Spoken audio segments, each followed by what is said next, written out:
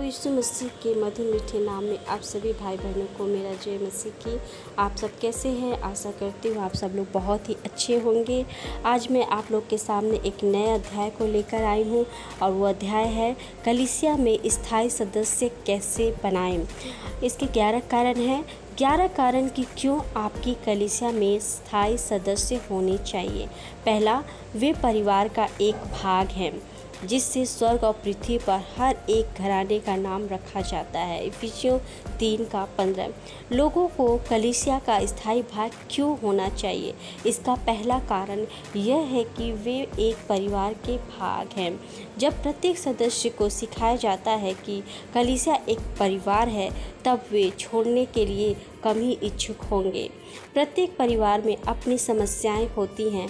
प्रत्येक परिवार में विरोध और गलतफहमियां भी होती हैं, पर परिवार को छोड़ देने का कोई कारण नहीं हो सकता। आप बस उस परिवार के अंग हैं, फिर चाहे आप पसंद करें या नहीं करें।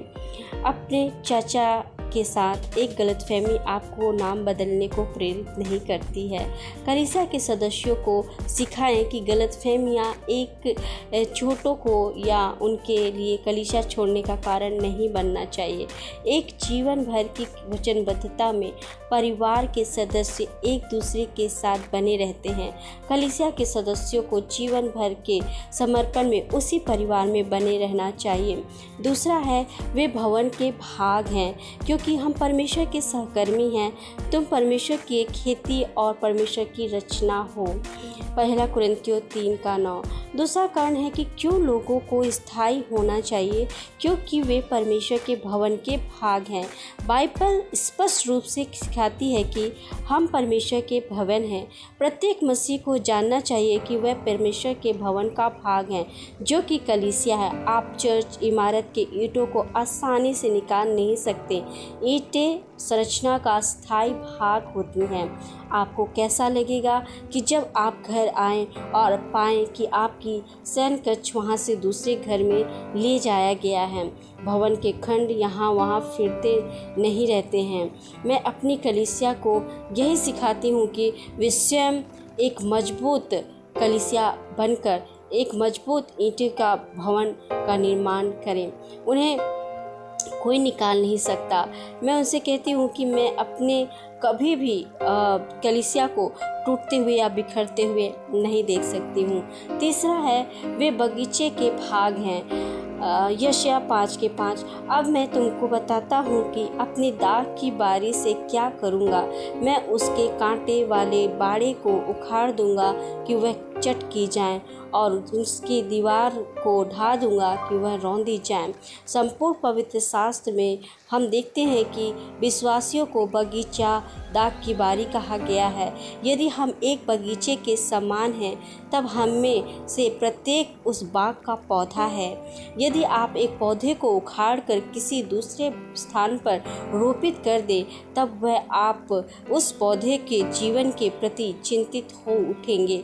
सच्चाई में यदि आप इसे बारंबार करें, तब तो आप पौधे को ही मार डालेंगे। यह एक सामान्य सच है कि पौधे के बार बार यहाँ से वहाँ उखाड़ कर दूसरी जगह लगाने से वह मर जाता है। परमेश्वर के पास ऐसी कोई योजना नहीं है कि प्रत्येक कुछ वर्षों में अपने लोगों को यहाँ से वहाँ रोकता फिरे। यदि प्रत्येक समय आपकी जड़ें कुछ गहरी चली जाती हैं और आप यहाँ वहाँ घूमते फिरे, तब आत्मिक रूप से आप स्वयं को मार डालेंगे। मैंने ध्यान दिया है कि सदस्यगण जो विभिन्न कलीसियाओं में बार बार रोपे गए, वे अक्सर आत्मिक रूप से जीवंत बने नहीं रहते। जब यहोवा ने शैतान से पूछा कि तू कहाँ था, तब शैतान ने उत्तर दिया कि वह पृथ्वी पर डोलते डालते आया है। शैतान शांत नहीं बैठा था। पृथ्वी पर वह यहाँ से वहाँ डोलता फिरता है और पृथ्वी में ऊपर नीचे आता जाता रहता है। यदि आप एक कलीसिया से दूसरी में डोलते फिरते हैं, तो आपकी जीवन शैली शैतान के सदस्य हो जाएगी। या अय्यूब 1 के साथ यहोवा ने शैतान से पूछा, तू कहाँ से आता है? शैतान ने यहोवा को उत्तर दिया, पृथ्वी पर इधर उधर घूमते फिरते और डोलते डालते आया हूँ।